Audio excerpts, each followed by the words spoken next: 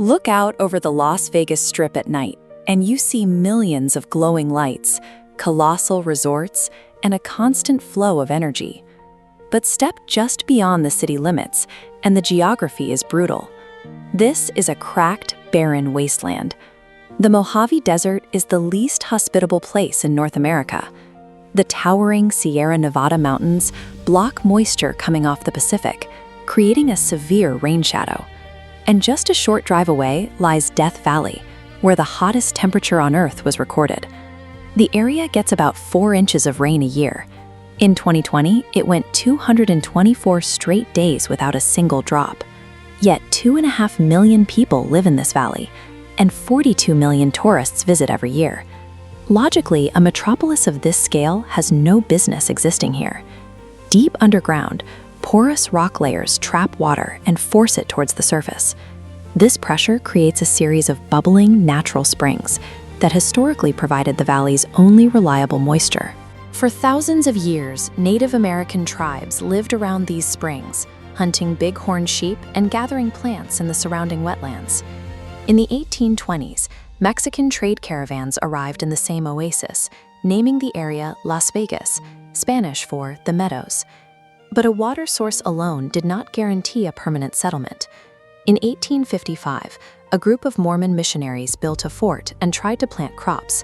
The extreme heat and unforgiving soil broke them. Within 2 years, they abandoned the site entirely. The environment actively repelled human expansion. Sustaining a dense population here would eventually require a massive, stubborn application of human engineering.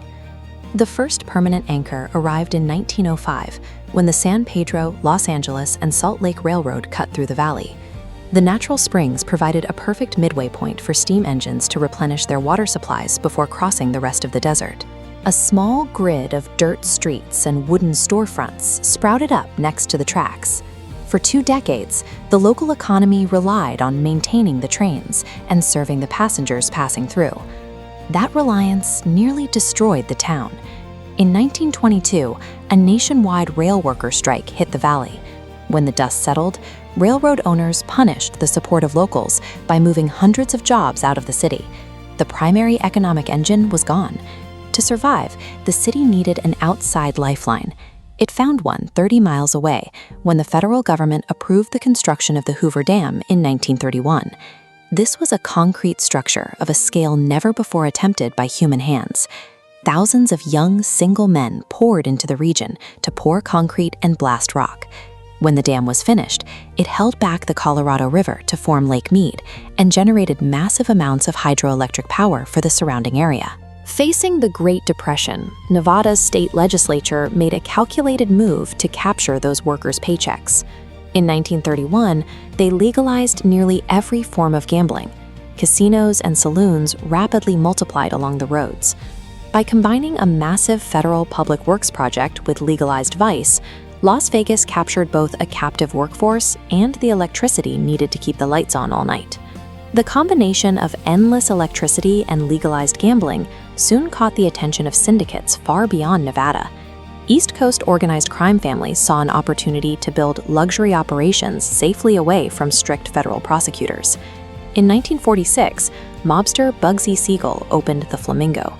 He modeled it after high-class resorts he'd seen in California and Texas, establishing the blueprint for the modern Las Vegas casino. To keep patrons inside and spending money, these early resorts engineered environments that completely ignored the desert outside. They installed powerful central air conditioning and introduced the 24/7 all-you-can-eat buffet, ensuring gamblers never had to leave the floor to find a meal. The city embraced any spectacle that drew a crowd. In the 1950s, the U.S. government began testing nuclear weapons just 65 miles northwest of town. Vegas marketed the atomic blasts as a tourist attraction, with patrons sipping cocktails on hotel roofs as mushroom clouds rose in the distance. The draw of the casinos allowed the city to secure long-term concert residencies from top-tier talent. Performers like Frank Sinatra and the Rat Pack gave the remote desert town a veneer of international glamour. The mob's grip began to loosen in the late 1960s. Eccentric billionaire Howard Hughes moved to the Desert Inn, and rather than leave, he simply bought the hotel, and then bought several more.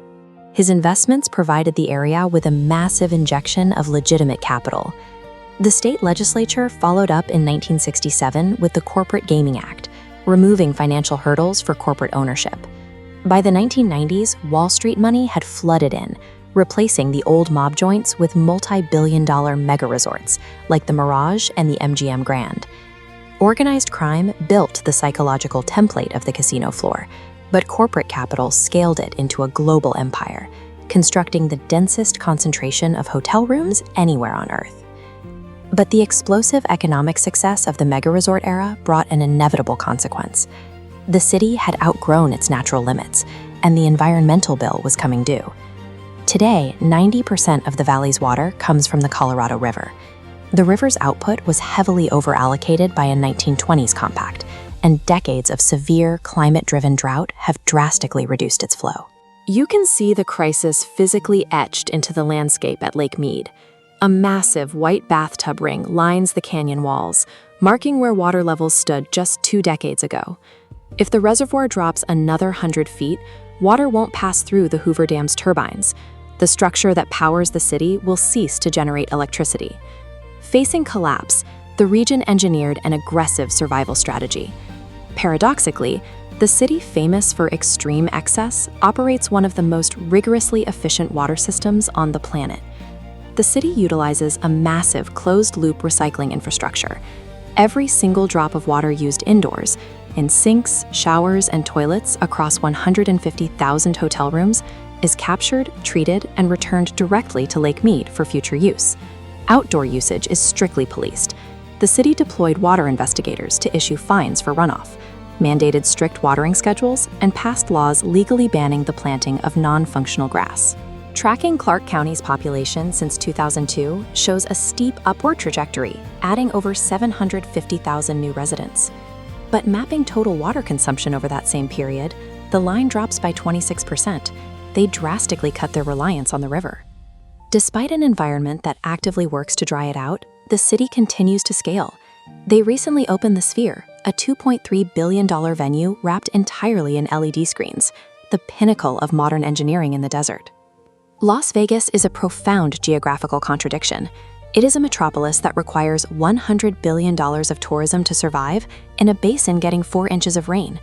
But it stands as a masterclass in adaptation, proving that with strict conservation, relentless engineering, and sheer audacity, life can be sustained anywhere.